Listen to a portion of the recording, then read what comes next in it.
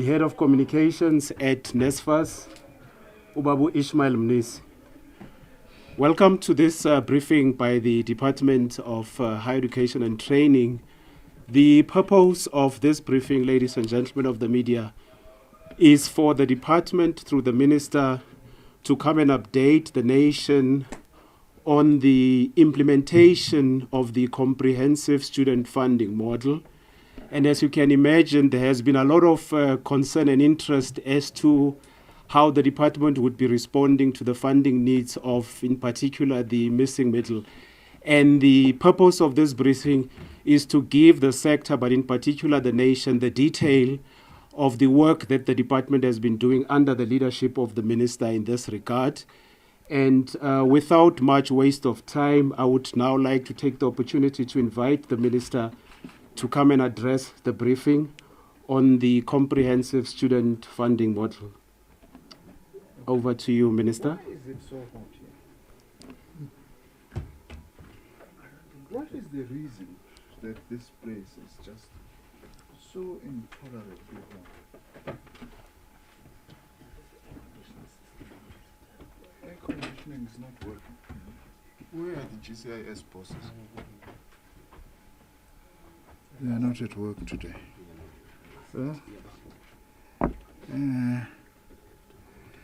Gee whiz, I can't interfere with SAPC. That's fine. Yeah, that should be better. I don't want to be accused of discriminating against the public broadcaster. Yeah. Thanks, Program Director.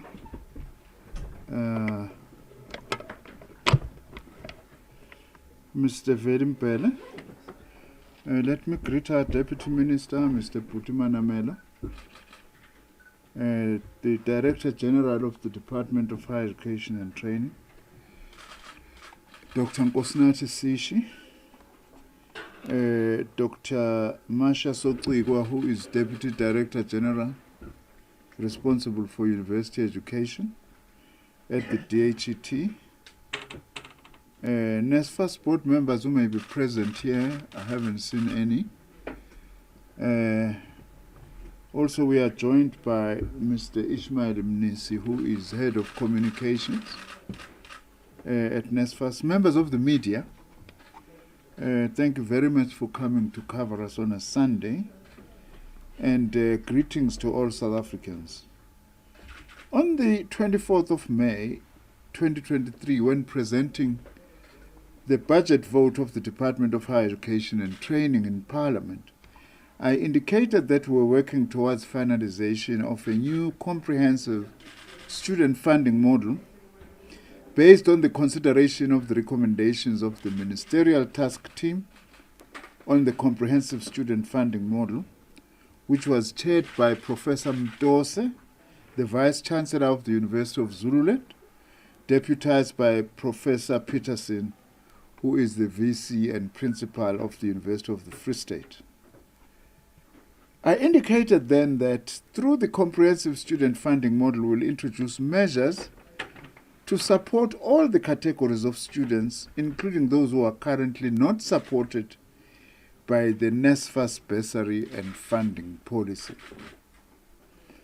Today, I'm pleased to stand before you to indicate that we are now ready to implement what is the first phase of the comprehensive student funding model, which will ensure that what we call the missing middle students will now be able to access financial support from government in a form of a loan to pursue their studies. That's what we are basically announcing today. A bit more detail about this, and to inform the country that government is putting for the first time some money towards addressing what has been a challenge. Just to remind ourselves, as of now, this category of students are those who come from families who have a total income of more than 350,000 rand. In other words, they don't fall within NSFAS. but also not more than 600,000 per annum. Let me just explain this. I don't know what's happening that side. Let me just explain this. Can I hold a bit? Can I hold a bit? Oh, all right. Let me continue. Let me just explain this. That NSFAS bursary, its total family income of up to 350,000 or 350,000 or less. Then you get a bursary. But there are also exceptions with the NSFAS bursary on this score, so that there isn't any confusion. Students who have disabilities, NSFAS would fund them even if they come from families who earn up to 600,000 rand. All right?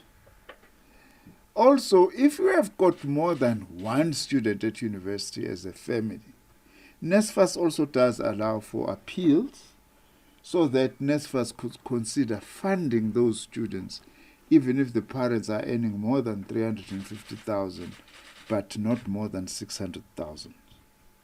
I just thought I needed to clarify that.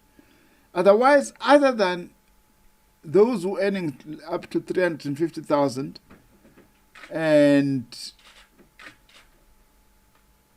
who are NSFAS recipients, it's only students with disabilities as well as families that have got more than one student at university.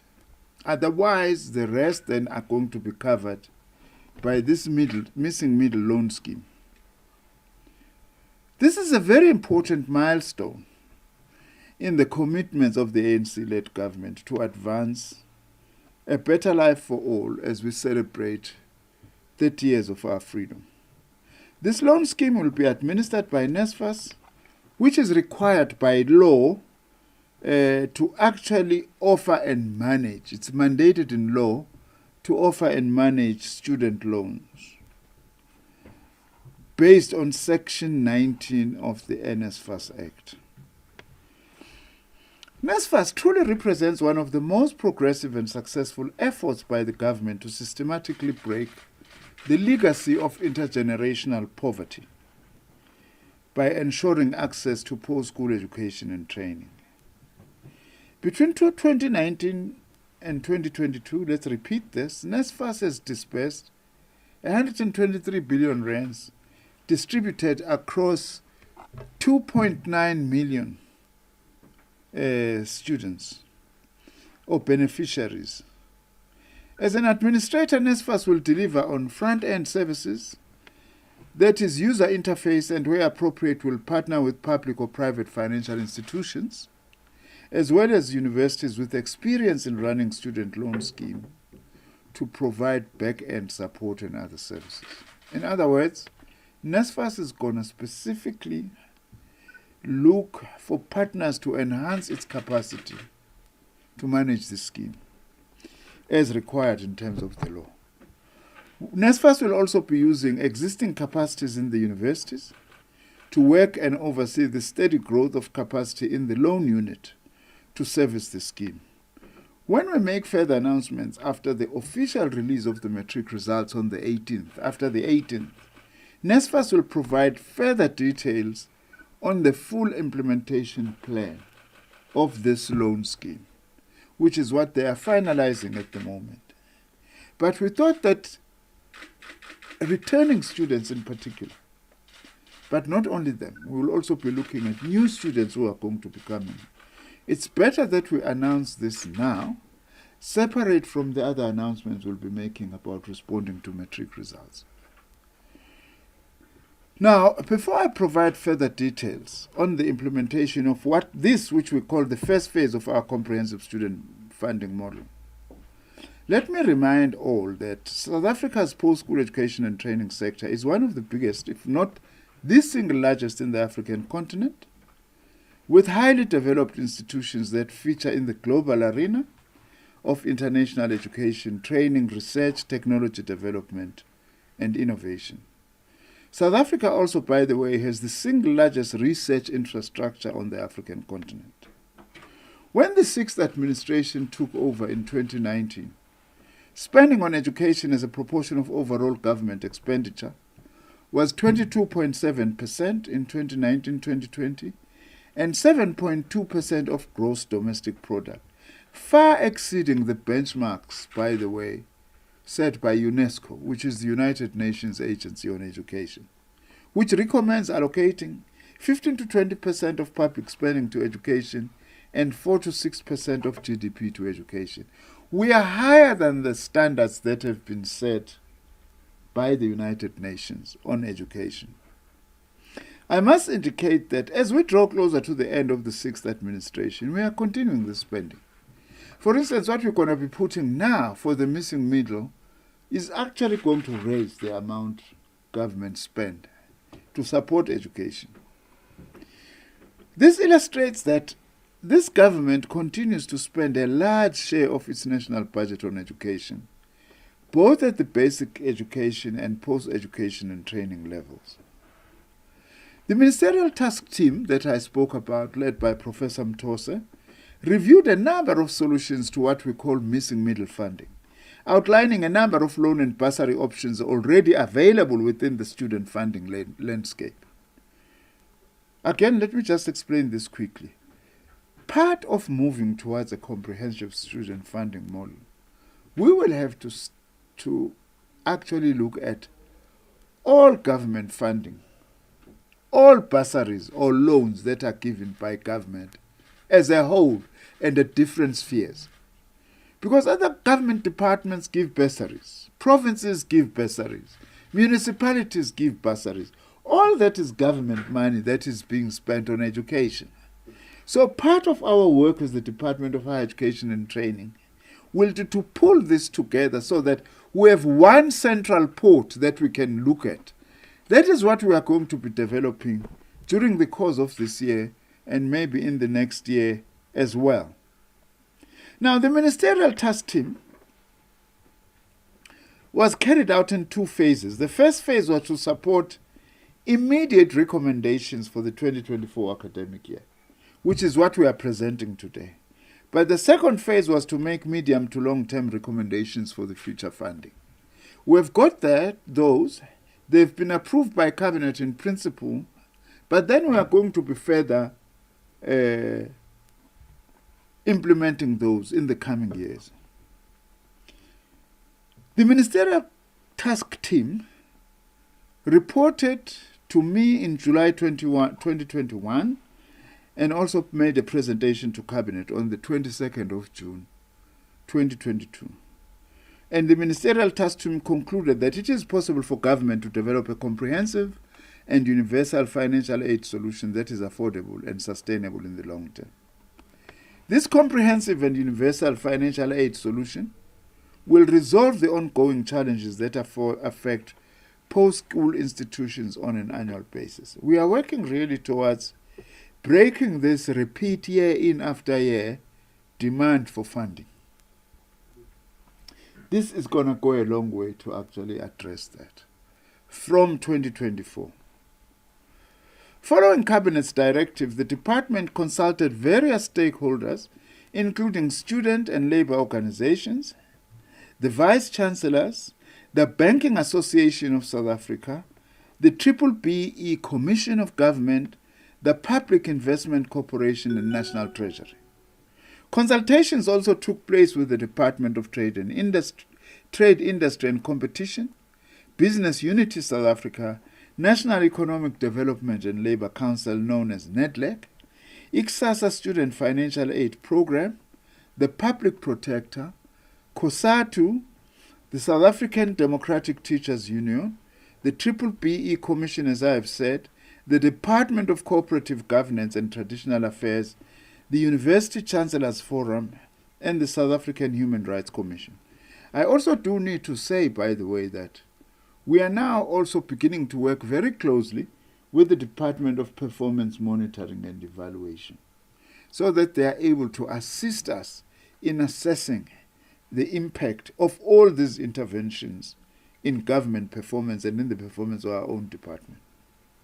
We have also conducted international benchmark study of student financial aid scheme in different parts of the world. I may as well just say NSFAS is one of a kind in the world. We're not aware of any scheme of this nature, even more so from a developing country.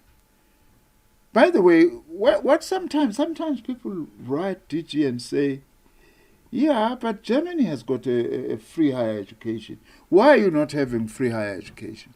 Many of these developed countries, all they call in free higher education is tuition fees. That's all.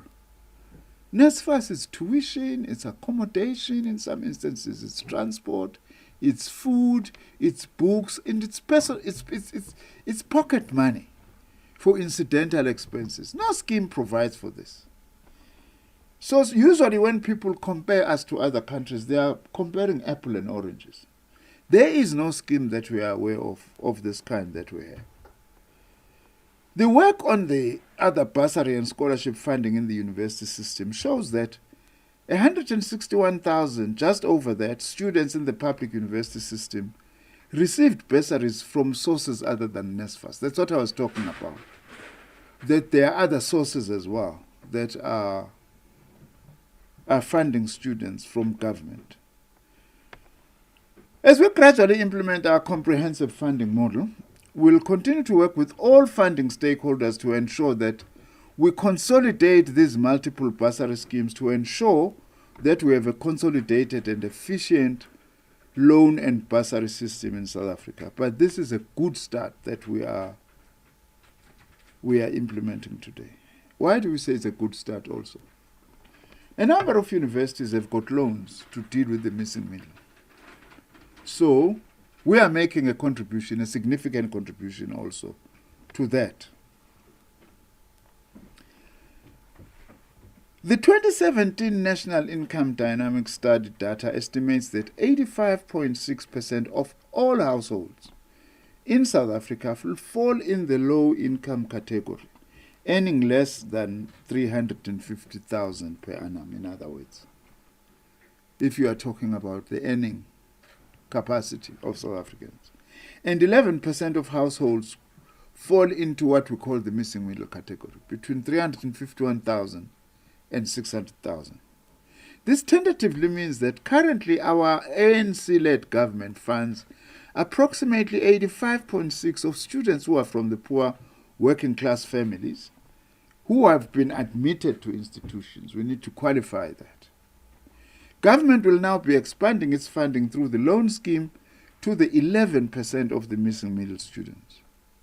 Now, I want to present to you our plans for this funding that I've just spoken about.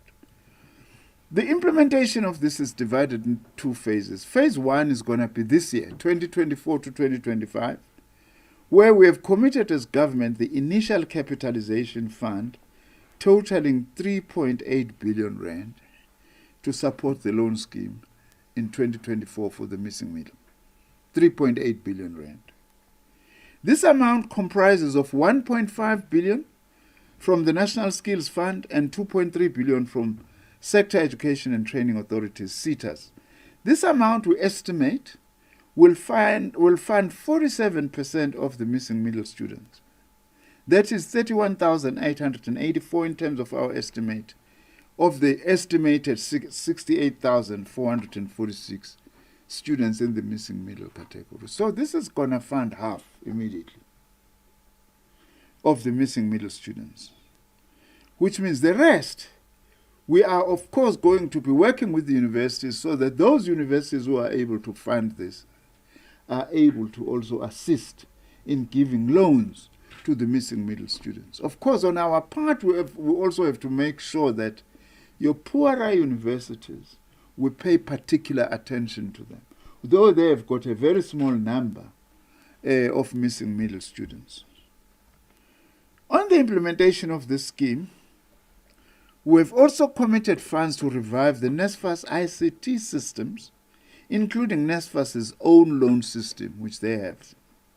On the implementation of the scheme, the department has thus far consulted with National Treasury, as I have said, university vice-chancellors and student leaders, who have all supported it in principle. this direction that government is taking, which is, of course, good news. Further workshops will be held with the registrars of our institutions and student financial officers once NSFAS has obtained board approval for the funding guidelines. By the way, much as the demand for the missing middle is largely with universities, we also will be dealing with the missing middle in TVET colleges, although they're a very tiny percentage of the TVET college students. In implementing phase 2 of the funding model, which is now from 2025 to about 2034, the department will ensure that the seed funding contribution by government is increased to 31.6 billion rand, from 31.6 billion to 42.1 billion over 10 years. That is approximately 3.1 billion to 4.2 billion. Now, my drafters, this doesn't sound right to me at all. We are saying phase 2, 2025 to 2034, we are going to increase missing middle funding. Is it not from 3.1 billion or 3.6 billion to 42.1 billion over 10 years, which is approximately 3.1 billion to 4.2 billion annually in terms of increase? It's not 31.6, it's from 3.1, which is where we are now. Together with the National Treasury, we will continue to engage with relevant institutions, including public and private financial institutions, as well as public and private banks, to expand the scheme. In order to qualify for the loan, this is very important, students should meet the following criteria. Although I must say NSFAS is also working on further, what do you call it? The criteria for funding, what do you call it in NSFAS language? Guidelines, yes, that's the word I'm looking for. NSFAS is going to come with further funding guidelines, but here is the criteria that already is going to guide this. We're going to be funding this missing middle. Students whose annual household income is between 351,000 or 350,000 1 cent and up to 600,000 rand. We're also going to be funding both TVET and university students, public universities and public colleges. We're also going to be funding, by the way, this is very important, both undergraduate and postgraduate students. In other words, those who are unable to get money from the NRF, we will also be able to assist them through the scheme. And the criteria for funding is that 70% of those funded must be following science, technology, engineering, and mathematics programs, STEM programs. And we may adjust this a little bit to include commercial programs that are in demand in the labor market or entrepreneurial programs. But largely the 70% will be directed towards funding those who are in STEM disciplines and 30% in humanities programs. And all the students who will be funded must be willing to sign a loan agreement. Conditionalities: students can apply for the loan in year 1, year 2, year 3, and so on, in order to continue to be funded through the loan. And students are expected to get 60% pass rate on average to continue being funded. Students will be supported for tuition, learning materials, and accommodation. That's what the scheme is going to be funding. Students who obtain 70% or above on average and finish within prescribed time will get 50% reduction of the loan on request. In other words, if you finish on record time, 50% of the loan will be converted into a bursary. You will only be expected, when you start working, to pay back the other 50%. Now, I want to end just by indicating, moving towards the end. I'm not yet ending, but I'm closer to there. On the matter of the leave of absence of the NSFAS board chairperson, Mr. Kosa, in the light of the chairperson of NSFAS having requested and been granted on his own initiative to take leave of absence, I have appointed I wish to inform South Africa that I have appointed Professor van Staden, the former Vice-Chancellor of the Tshwane University of Technology, as the acting chairperson of NSFAS, with immediate effect. I have already had a briefing session with him, emphasizing the importance of NSFAS to prioritize readiness for the beginning of the 2024 academic year.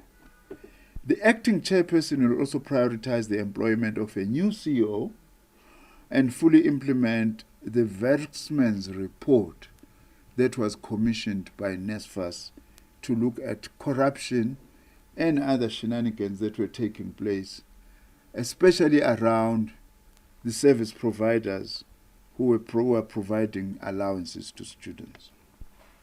Let me take this opportunity to thank our President, Cyril Ramaphosa, and the entire cabinet for ensuring that government protects the right for access to education by implementing this first phase of the comprehensive student funding model. My gratitude also goes to my Deputy Minister, that we have worked together with him on this, and to the Director General, Dr. Nkosinathi Sishi, as well as to Professor Mdose, who was chairing the team, Banking Association of South Africa, Universities South Africa, Public Investment Corporation, National Treasury, Department of Trade and Industry, Business Unity South Africa, National Economic and Development Council, Labour Council, NEDLEC, ICSASA Student Financial Aid Program, Student Formation, SAWUS and SAVETSA, Public Protector, COSATU, SATU, the South African Democratic Teachers Union, the Triple BE Commission, COCTA, the department, the University Chancellors Forum, and the South African Human Rights Commission. And also those I might have inadvertently missed. But I thank everyone for having walked this route with us. Let me also take this opportunity to wish all those who want to apply for this loan scheme well, and NSFAS is going to be providing details within the next 2 weeks or so after the matric results have been released. When we discuss our state of readiness, NSFAS is going to announce further details on how students should apply for this scheme. In conclusion, I also wish to point out that this is another measure that our government is taking. We urge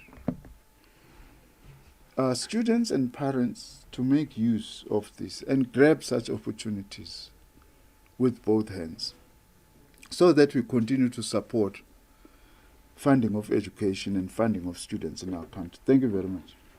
Thank you, Pastor.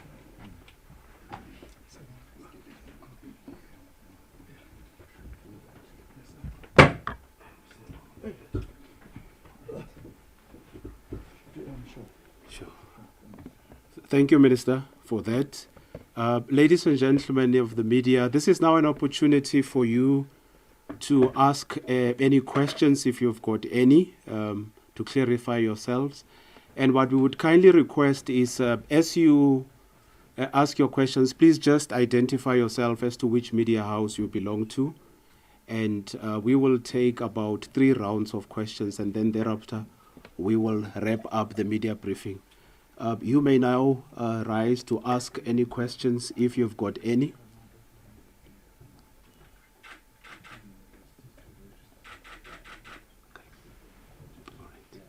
Zola Sholana from Newsroom Africa. Minister, I just wanted to ask about concerns that were raised by students in the previous year, some of them not getting allowances on time. And now the question is, are the allowances going to be paid up, especially those who didn't get allowances towards the end of the year? What happens? And those with outstanding fees, where does NSFAS stand in terms of that? When are you addressing such issues? Okay, that's one. Is there perhaps another question? Okay, I'm checking around the room. Okay. There's another one there. Thank you. This question comes from online. Ponzo Mutsipe from KFM News. And the first question is with regards to the NSFAS. Students are facing challenges with the capped amount set for student accommodation, as residential accommodation tends to be over the set amount, and how will this challenge be solved? And the second one, some returning students still have outstanding debt from last year, as NSFAS has not paid out, and they've also not received registration funds for the year, with lectures at some universities set to begin tomorrow, and which means they are facing the possibility of exclusion, and how will this be resolved? Thanks. Okay, I think we got that. Yeah. Okay. All right. Is there perhaps another question in this round?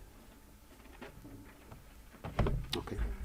In the last briefing that you had, Minister, you had mentioned that you are working very hard as a financial scheme to improve your communication services, as you'd understand that most students were complaining about, your call center, communication basically from NSFAS. How far are you with that? Because we do understand that there's some students that are still complaining that they've been awaiting, communication from the trust fund, and really this has been an issue for quite some time now. If you could just give us an update on that. Okay. Thanks. Okay. Ishmael, maybe would you like to start on this communications item? Then I'll come in. All right. Okay. Okay, let's respond to those, and Yeah. then we will take the next round. I don't want to speak for you now anymore.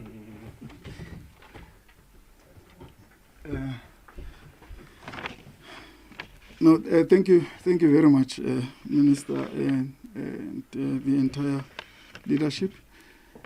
In terms of your question, the NSFAS has now, it is actually now implementing their new communication strategy, which focuses both internally and externally. This includes the enhancements that are being made in the call center, and also to address all the issues that relates to stakeholders.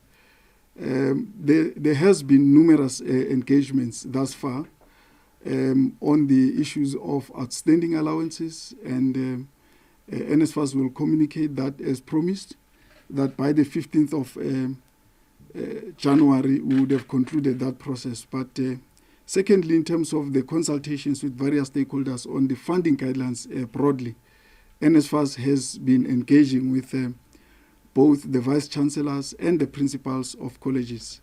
And a similar process will unfold as we'll be implementing the current loan scheme. Such engagements will take place with all the stakeholders within the post-school education and training sector. Thank you very much.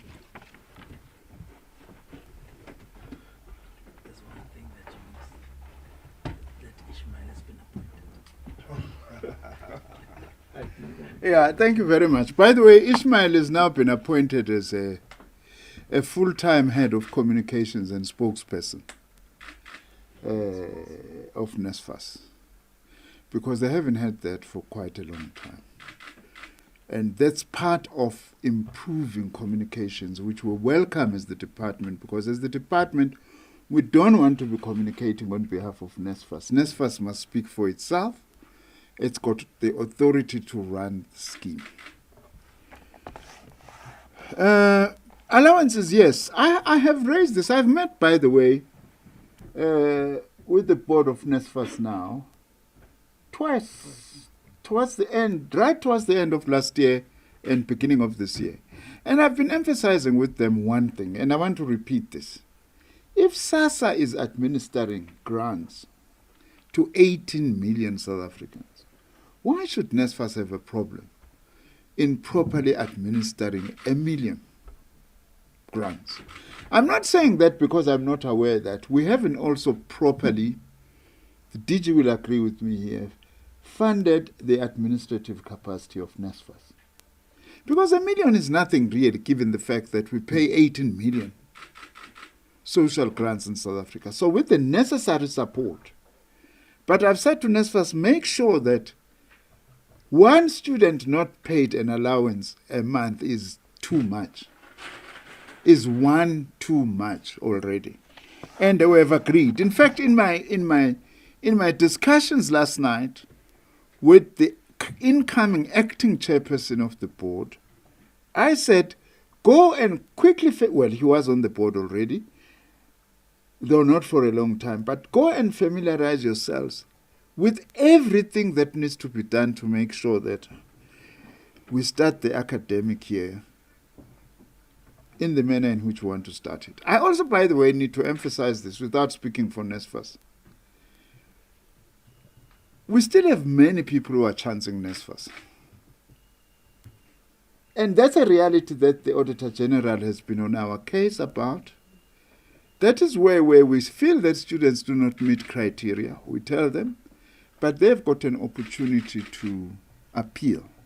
And we've said to NSFAS, your turnaround time for appeals must be very short, so that you don't have students staying for a long time with their appeals unattended to. So we have agreed with NSFAS that all allowances will have to be paid on time, Zola, as you are asking. Also, the issue of upfront registration. I've been assured by NSFAS that they already have 4 billion rands that they will be giving to universities and colleges as money for them to register NSFAS students. Remember, NSFAS students do not pay registration, or government pays for them. Let me put it correctly, because somebody pays. Government pays for them registration fees. It doesn't have to come from them as NSFAS recipients. So there is 4 billion rands this year that NSFAS is going to be giving right away to the institutions so that they can be able to register. Because we still have this anomaly that universities and colleges normally start late January, well, mid-January, my colleges actually. Yet the financial year ends end of March and it starts 1st of April, which is when then we transfer, Treasury transfer money to us, which we transfer to institutions. But NSFAS, using its own reserves, is going to be forwarding 4 billion rands in order to ensure, Zola, that there is no problem on the issue of registration of NSFAS students. We want to say to the NSFAS students themselves, please make sure that you actually make use of this to register so that you can settle as quickly as possible and have a good start to the academic year. That's why I also want to plead with political parties, DM. I think we have a duty to do so. Do not use the start of the academic year to launch your election campaigns. We cannot sacrifice the future of our youngsters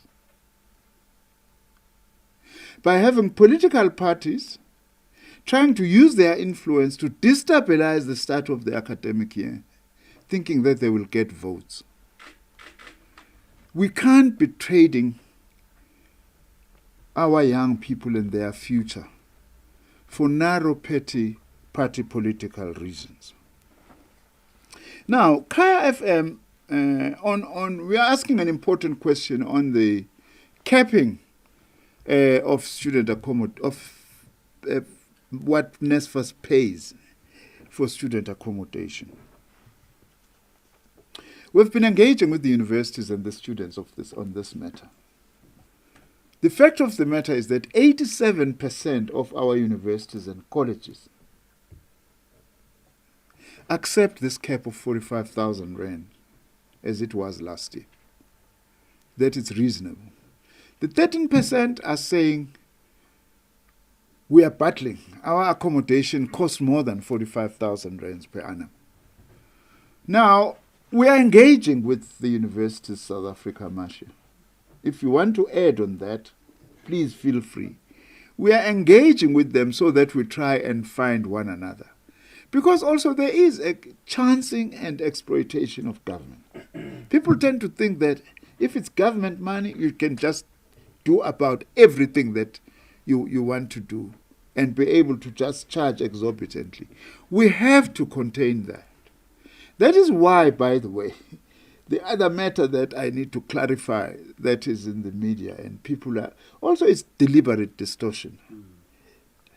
I don't set or increase university or college fees in South Africa as minister. That is the role of university councils. They are the ones who decide to increase and to increase by how much.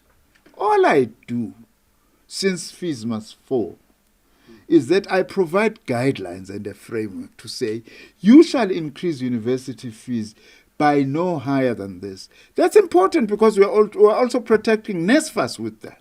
Because if we just allow increases anyhow, NSFAS will be raided and it will soon become inadequate. And we have an understanding with our universities and we are working collegially. So please, don't come out and say the minister has increased fees. I don't increase fees. By the way, also I must defend this issue of increase of fees. Because you see protests, no increase in fees and so on. How do you address the fact that the price of milk goes up every year? The milk that universities are using in their student accommodation. Books, they increase every year. Everything increases every year. We don't like it, but it's a reality. Some of the people, DM, who actually raise these things, they confuse me. They are not critical of capitalism as a system that continuously increases the cost of living. Some of them call themselves big socialists, but they don't raise the fact that it's the capitalist system, it's nature to make a profit and therefore increase everything. If you say the universities must increase fees, how are they going to even offer what they are supposed to offer to students? Accommodation increases every year, by the way, and it's usually higher. Rent, whoever, you have a flat, it increases every year, the rent. So it's the same thing with student accommodation. We are giving a guideline. In fact, we are protecting rampant increase in fees by what I'm doing. But don't say as a minister, I'm the one who decides that there shall be fee increases. That's incorrect. I'm saying I must say that in this context also, because even with the issue of student accommodation, that's what we are trying to do by setting a cap, to say you can't go beyond. To me, it doesn't make sense. By the way, let's look at 45,000 rand, DM. 45,000 rand for 10 months, by the way, because we don't pay for all the 12 months because the academic year is not 12 months. It's 10 months. It means that we are paying for an apartment or a bed at 4,500 rand. In many parts of this country, those are small one-bedroom apartments for professionals, to be quite honest. 4,500 a month for professionals. You'll get that in Pietermaritzburg, my hometown. A fairly decent one-bedroom, you know. But of course, in some metros, we agree that that may not just be enough, but we want to satisfy ourselves that there are no chancing, even by our own universities and colleges, that they want to charge more than what they actually offer. But we are discussing that matter so that we are able to not leave it unattended. And the sooner we finalize it, the better. I don't know, DM or Marcia, if you want to say something on this or other matters. Thank you. All right. Thank you, Minister. DM or DDG? DDG? Okay. The Minister covered the DM and the DDG so far. All right. Thanks so much. Can we do the last round of questions, if any, before we wrap up? Let me check in the house if we have a last round from GCIS online. Anything? There's nothing from your side. I don't. I can just add something. Okay. The DG, of course, wants to add. Over to you, DG.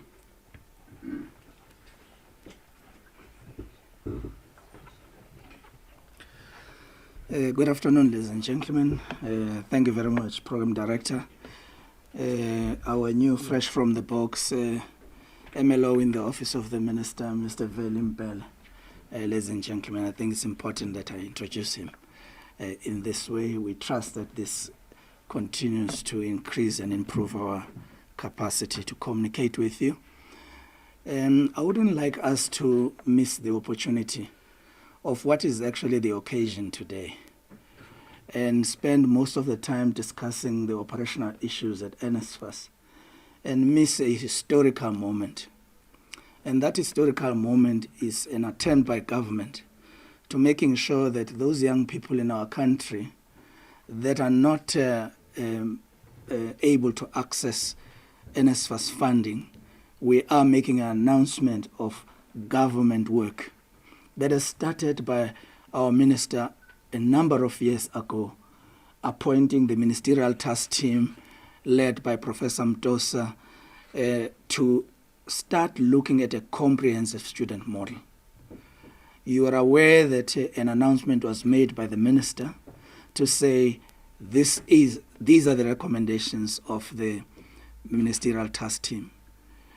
There has been consultations by all our stakeholders, but today, what is important, what is the moment today, is that our minister is announcing that this is the beginning of the implementation of that model. It's going to be a phased model. It starts this year. It's not perfect. There's still some work to be done, but we are confident sitting here that this is the beginning of improving access to funding to our students, and therefore better opportunities for the underdog, better opportunities for many South Africans who would like to access education. To me, this is the most important, and more important than every day the work that we need to do to try and deal with the administrative issues at NSFAS. In this regard, ladies and gentlemen, we thank you for the work that you do, but we also appeal to you to assist us to really communicate this very important message to many of our students who've been denied access to funding because of the threshold that excluded them, and in some cases to a point where many deserving students have actually not accessed funding. We are really happy about today. We are happy about the message that our minister is presenting today. And we thank you for your contribution thus far. And I would like to take this opportunity, Minister, to also thank the ministerial task team that has worked with us over a number of years now to put together this model, which we have presented to Cabinet and which has been approved by our Cabinet. We also wish to thank our Deputy Minister for his contribution and leadership in this regard, and all the officials in the university branch that have helped us. Clearly, the work is not complete. There's still a lot of work to be done. If we are saying in the first year we are going to be funding 47% of the total of estimated 68,000 students, that means there still are students that may not be funded. And therefore, there is more work that we need to do to making sure that they also continue to access the funding that will ensure that the doors of learning and culture are open for all. Thank you very much, Program Director.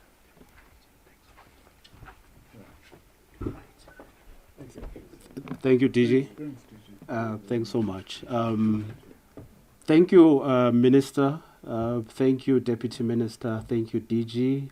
Thank you, DDG. Thank you, Bob. A special thanks to you, colleagues in the media, for the support. It's on a Sunday, and we appreciate the fact that you came to support us. And everybody else who has helped us, in particular colleagues from GCIS. That concludes this media briefing. Thank you so much, and enjoy the day further. Sithemba niqale esontweni nje ukuze ngiphothe kahle nithandazile.